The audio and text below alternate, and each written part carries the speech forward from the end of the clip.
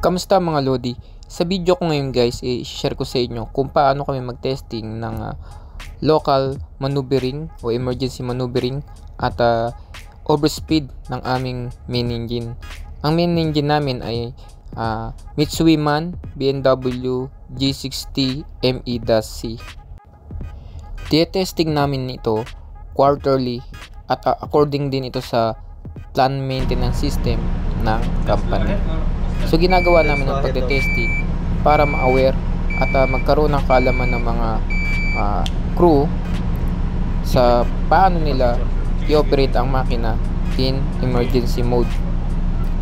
Testing din namin yung emergency stop ng main engine para ma-familiarize ang mga crew kung saan yung mga particular location ng mga emergency switch o emergency stop ng main engine in case of emergency. Ngayon pupuntahan natin yung local maneuvering stand, which is matatagpuan ito sa malapit mismo sa main engine.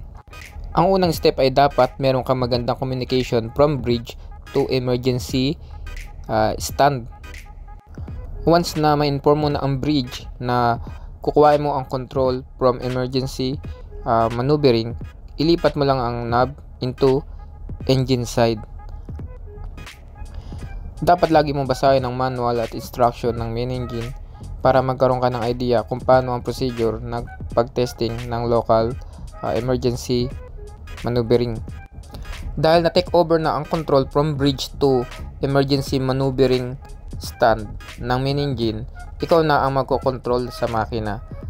Ang magagawa lang ng bridge ay magbigay ng command kung ahead o astern ang i-command nila. Susundin mo lang ang kanilang command kung ahead at ikaw na magkocontrol sa makina ng RPM ng makina kung ahead o astern.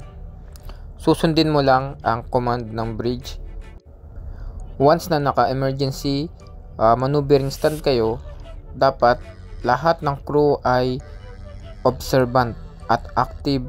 Lagi nilang babantayan ng mga parameters like lube oil, like cooling. Kahit na lahat ng crew ay meron ng kaalaman kung paano i-operate ang emergency stand, ang decision making pa rin ay manggagaling mismo sa kapitan at chief engineer. Kahit meron ka ng kaalaman, hindi ka kagad basta-basta mag-ooperate ng emergency maneuvering kung walang permiso o walang authorization galing sa chief engineer at kapitan. Kung satisfied na ang mga engineer sa kanilang ginawang pag-testing sa local maneuvering o emergency maneuvering ng main engine, inform nila ang bridge na magte-testing naman sila ng emergency stop na attach mismo sa local maneuvering ng ating main engine para ma-identify natin at ma-confirm natin na lahat ng emergency stop na palibot mismo sa main engine ay active at function well, at lahat ito ay kasama sa reporting ng ating mga senior engineer.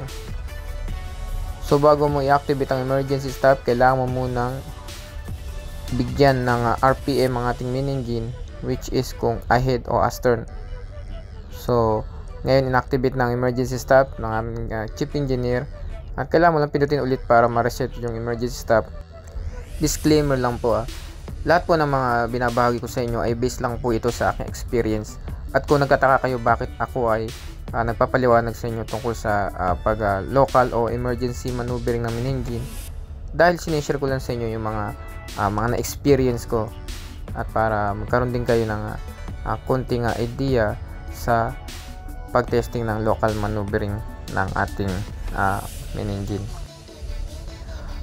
Pag mag-testing ang overspeed naman ng ating main engine, dapat masatisfy mo itong dalawang kondisyon. Unang-una, dapat ang control ay nasa control room.